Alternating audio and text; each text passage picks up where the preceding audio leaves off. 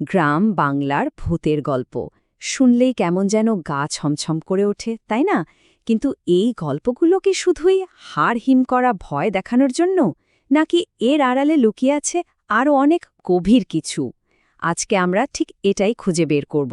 দেখব কিভাবে এই গল্পগুলো শুধু আতঙ্ক ছড়ায় না, বরং ন্যায় বিচার আর নৈতিকতার এক একটা শক্তিশালী রূপকথা হয়ে ওঠে। চলুন এই রহস্যের গভীরে ঢোকা যাক। একটা জিনিস খেয়াল করে দেখেছেন, প্রায় প্রত্যেকটা গল্পের শুরুতেই কিন্তু একটা ঝড় বৃষ্টির রাত থাকে। এই যে বাদলা রাত, এটাই যেন একটা সিগন্যাল, একটা অশুভ সংকেত, যা আমাদের বলে দেয় যা স্বাভাবিক তা আর থাকছে না, অলৌকিক কিছুর দরজা খুলতে চলেছে। সে নিমতলার প্যাচ প্যাচে কাদামাখা পথই হোক বা পলাশডাঙ্গার ঘুটঘুটে অন্ধকার গ্রাম, এই গল্পগুলোতে ঝড় বৃষ্টির রাতটা শুধু সাধারণ আবহাওয়া নয়, এটা আসলে একটা ওয়ার্নিং, একটা সতর্কবার্তা। এই রাতটায় যেন প্রকৃতির সব নিয়মকানুন ভেঙে দিয়ে অতিপ্রাকৃত কিছুর জন্য স্টেজ তৈরি করে দেয়। এখন কথা হলো, এই যে ভূত বা প্রেতাত্মারা, এরা কিন্তু হুট করে চলে আসে না। না, একদমই না।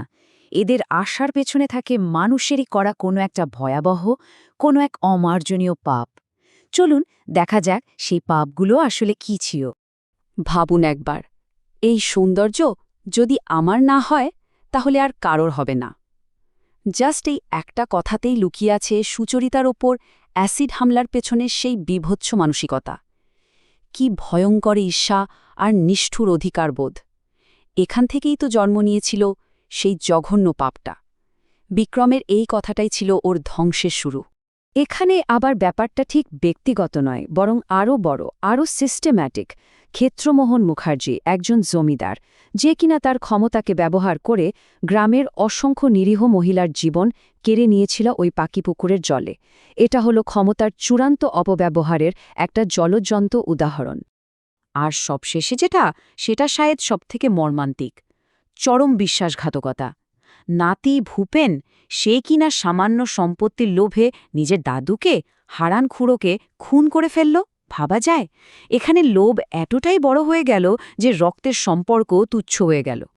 তো যখন মানুষ ন্যায় করতে পারে না বা করে না, তখনই এই গল্পগুলোতে অন্য এক শক্তি এগিয়ে আসে। আর এই পাপগুলোর ফল হিসেবেই শুরু হয় প্রতিশোধের এক ভয়ঙ্কর খেলা।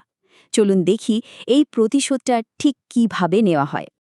মজার ব্যাপার হলো, এই প্রতিশোধ নেওয়ার একটা কমন প্যাটার্ন আছে, একটা ফর্মুলা। প্রথমে আত্মা ফিরে আসে, তারপর সে পাপীর মুখোমুখি হয়, আর সবশেষে তাকে দেয় এক চরম ভয়ঙ্কর শাস্তি। সুচরিতা যখন তার হামলাকারীদের সামনে এসে দাঁড়ায়, বা হারান খুড়ো যখন তার নাতির মুখোমুখি হয়, প্রত্যেকটা গল্পেই কিন্তু এই তিনটে ধাপ একদম পরিষ্কার। কিন্তু প্রতিশোধের চেহারাটা আবার সব জায়গায় একরকম না।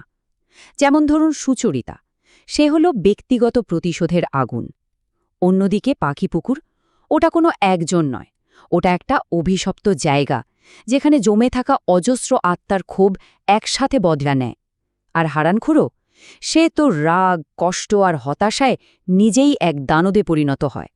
আসলে এই গল্পগুলো তো শুধু প্রতিশোধের গল্প নয়, এর একেবারে গোড়ায় রয়েছে কর্মফলের সেই অমোঘ নিয়মটা। মানে খুব সহজ কথায়, যেমন কর্ম তেমন ফল। এই দুনিয়ায় হোক বা ওই দুনিয়ায়, ফল পেতেই হবে। মানে প্রত্যেকটা গল্প থেকে আমরা একই শিক্ষা পাই, নিরপরাধের ওপর অত্যাচার করলে তার শাস্তি হবেই, এবং সেটা হবে খুব ভয়ঙ্কর। ক্ষমতার গলদ ব্যবহার করলে তার ফল হয় অনন্ত অভিশাপ। আর লোভ, লোভ যখন রক্তের সম্পর্ককেও নষ্ট করে দেয়, তখন তার পরিণতি হয় ভয়ঙ্কর। সোজা কথা, ন্যায় বিচার থেকে পালানোর কোনো রাস্তা নেই। এখানে একটা খুব ইন্টারেস্টিং ব্যাপার আছে। এই আত্মারা যখন শাস্তি দেয়, তার আগে কিন্তু প্রায় ওই নিজেদের উদ্দেশ্যটা একদম পরিষ্কার করে বলে দেয়।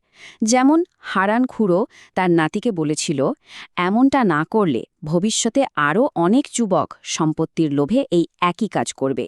সে চায় তার নাতির এই মৃত্যুটা যেন সবার কাছে একটা উদাহরণ হয়ে থাকে। মানে গল্পের মরেলটা যেন সবাই পরিষ্কারভাবে বুঝতে পারে। কিন্তু এখন প্রশ্ন হলো, কেন? কেন এই ভয়ঙ্কর গল্পগুলো বছরের পর বছর ধরে এক প্রজন্ম থেকে আরেক প্রজন্মে চলে আসছে? এর পেছনের আসল উদ্দেশ্যটা কি হতে পারে? কারণটা খুব সহজ কিন্তু গভীর। এই গল্পগুলো আসলে শুধু ভূতের গল্প নয়, এগুলো এক একটা সামাজিক আয়না, সোশ্যাল কমেন্টারি। এই গল্পগুলো অতিপ্রাকৃতের খোলসে আমাদের সমাজেরই বাস্তব কঠিন সমস্যাগুলোর দিকে আঙুল তোলে। দেখুন, প্রত্যেকটা গল্পের আড়ালে একটা গভীর সামাজিক বার্তা কিন্তু লুকোনো আছে। যেমন ধরুন সুচরিতার গল্প, এটা তো নারীর প্রতি সহিংসতার বিরুদ্ধে একটা তীব্র প্রতিবাদ, তাই না? আবার পাখিপুকুরের গল্পটা সেই পুরনো সামন্ততান্ত্রিক অত্যাচারের কথা মনে করিয়ে দেয়। আর ভূপেনের গল্প, সেটা আমাদের দেখায় যে পারিবারিক লোভের পরিণতি কতটা ভয়ঙ্কর হতে পারে। এভাবেই ভয় দেখানোর ছলে গল্পগুলো আমাদের অনেক কিছু শিখিয়ে দিয়ে যায়। তাহলে শেষ পর্যন্ত প্রশ্নটা এটাই থেকে যায়, এই গল্পগুলো কি আমাদের শুধু ভয় দেখানোর জন্য, নাকি এগুলো আসলে সমাজের ভুল ত্রুটিগুলো তুলে ধরার একটা আয়না? হয়তো ভয় দেখিয়েই আমাদের বিবেককে একটু নাড়া দেওয়াই এদের আসল উদ্দেশ্য। কি মনে হয়?